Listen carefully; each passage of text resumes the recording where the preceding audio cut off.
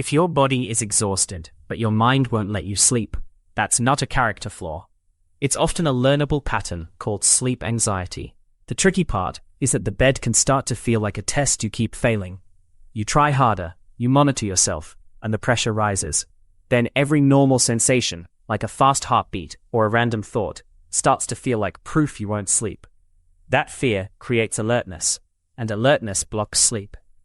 So the problem isn't just not sleeping. It's the relationship you've built with bedtime.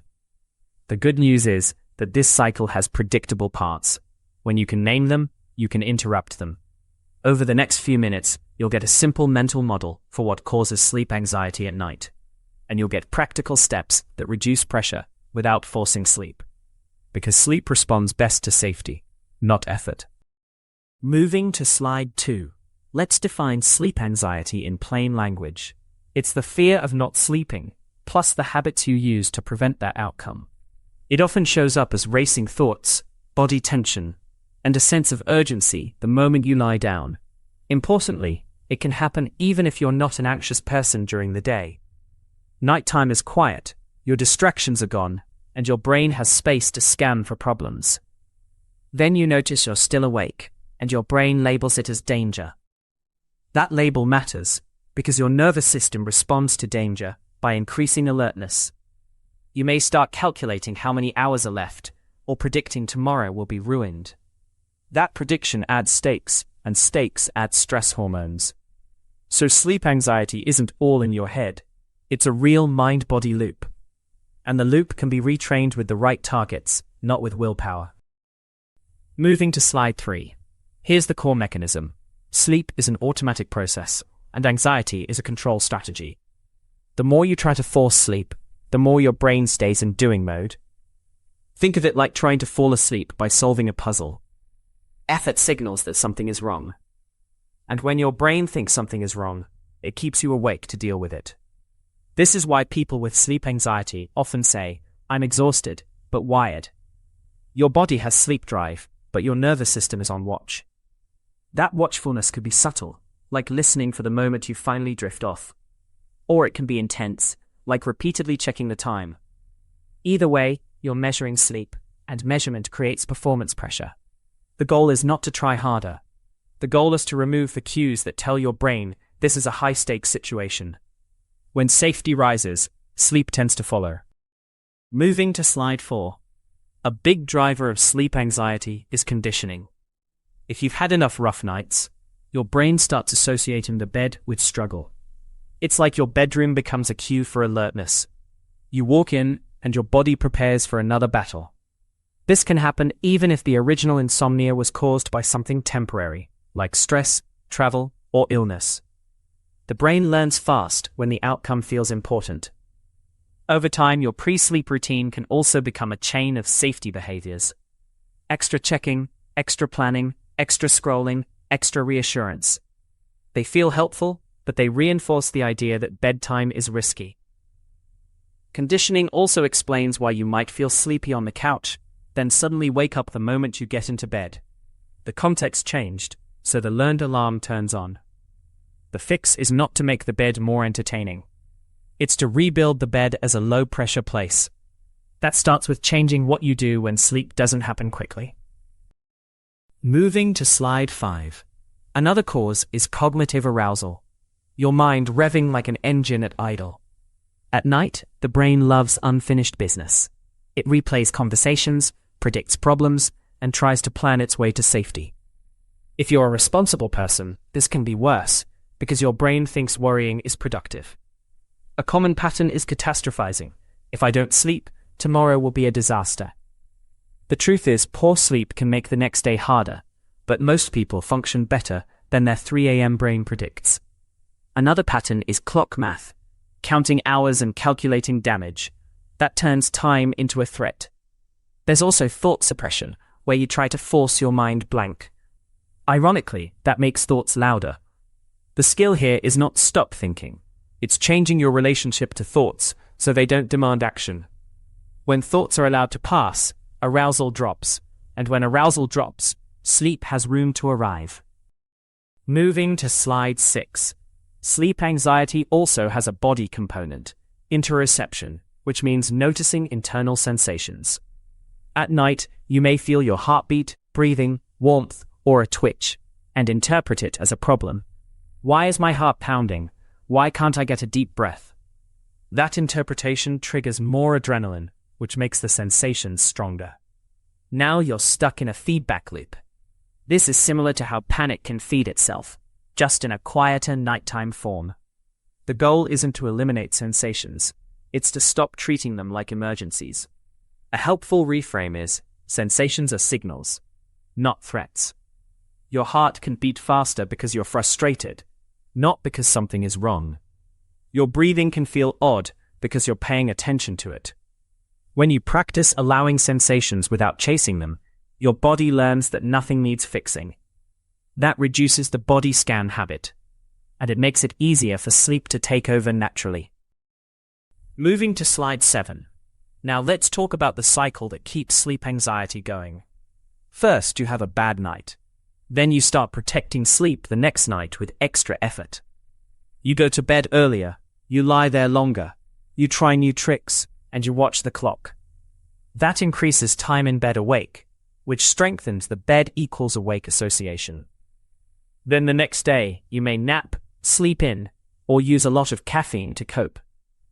Those choices are understandable, but they can reduce sleep drive at night. Reduced sleep drive makes it easier to be awake in bed, and the cycle repeats. There's also anticipatory anxiety. You start worrying about bedtime in the afternoon. That worry keeps your nervous system activated for hours. Breaking the cycle means targeting the maintaining factors, not hunting for a single root cause. You want stronger sleep drive, lower pressure, and fewer cues of danger. Small changes consistently matter more than perfect routines. Moving to slide 8. One of the most effective principles is stimulus control. It sounds technical, but it's simple. Your bed is for sleep, not struggle. If you're awake and tense for a while, staying in bed teaches your brain that the bed is a place to be alert. Instead, you briefly change the context. You get out of bed and do something quiet and boring in dim light. Nothing that feels like a reward, and nothing that feels like work. When you start to feel sleepy again, you return to bed. This reduces the bed's connection to frustration. It also removes the, I must fall asleep right now pressure. The key is the vibe, calm, neutral, low stakes. If you can't sleep, you're not failing. You're retraining. Over time, your brain relearns that bed predicts sleepiness, not effort. If getting out of bed feels hard, start with a smaller step, like sitting up and changing position. Moving to slide 9. Next lever, reduce sleep effort by removing sleep checking. Time is useful during the day, but at night it often becomes fuel. If you wake up and see the time, your brain instantly runs a forecast. That forecast is usually harsh and unrealistic. A practical move is to turn the clock away, cover it, or keep it out of reach. If you use a phone as an alarm, consider placing it face down and away from the bed so it can't become a scoreboard. Another form of checking is internal. Am I drifting off yet? That question keeps you alert. Replace it with a softer cue like, rest is still rest. You can also set a rule that you don't evaluate your night until midday. That delays judgment, which lowers stakes. The point is not to ignore reality. It's to stop feeding the threat system at the worst possible moment. When you remove the data that triggers panic, your nervous system has fewer reasons to stay activated. Moving to slide 10. Let's add a tool for racing thoughts, a worry container. Your brain worries at night because it thinks it finally has time to solve things. So you give it a better time and place. Earlier in the evening, spend 10 minutes writing down the main worries and the next tiny action for each one. Not the full plan, just the next step. If there's no action, write, this is a concern, not a problem to solve now. Then, close the notebook. At bedtime, if the same thought shows up, you can say, that's already in the container. This reduces the sense that you'll forget something important. It also trains your brain that bed is not the office. If writing feels activating, keep it very short and neutral. The goal is containment, not deep processing. Pair this with a simple wind-down cue, like dimming lights and doing one repetitive, low-stimulation activity. Consistency matters more than the perfect method. you're teaching your nervous system a predictable landing pattern. Moving to slide 11. Now a counterintuitive strategy. Stop chasing perfect sleep. Many people break the cycle by shifting the goal from sleep to rest. Rest includes lying comfortably, slow breathing, and letting your muscles soften. This matters because the threat system calms down when there's no performance demand. You can also experiment with acceptance-based self-talk.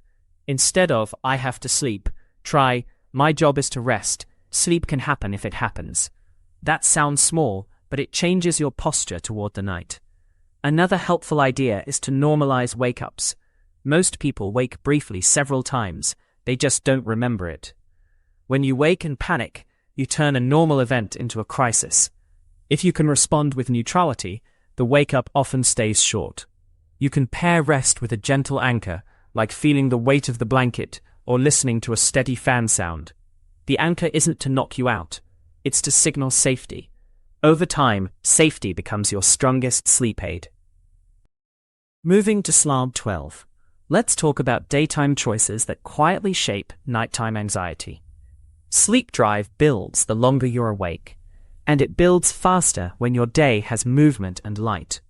If you sleep in late after a rough night, you may feel better short-term, but you can push sleep drive later. That can make bedtime harder and increase fear. A steadier wake time, within reason, often reduces the unpredictability that fuels anxiety. Naps are similar. A short nap can be fine for some people, but long or late naps can steal sleep pressure from the night. Caffeine timing matters too. If you're sensitive, caffeine later in the day can keep your system activated even when you feel tired. And if you're under a lot of stress, your body may need more downshifting during the day, not just at night. Think of it as lowering the baseline. Small breaks, a short walk, or a few minutes of slow breathing can reduce the evening spike. You're not trying to control sleep. You're setting the conditions where sleep is more likely. Moving to slide 13. Finally, let's build a simple plan you can actually follow. Step 1. Pick a wind-down routine that's repeatable, not perfect. Dim lights, light stretching, or a calm book. Step 2. Remove the scoreboard. No clock checks, and keep the phone away from reach. Step 3. If you're awake and tense for a while, break the association. Get out of bed briefly and keep it boring. Step 4. Use the worry container earlier in the evening, so your brain doesn't feel responsible for holding everything at night. Step 5. Aim for rest and practice neutral responses to wake-ups. If you do these consistently, you're teaching your nervous system that night is safe again. Give it time.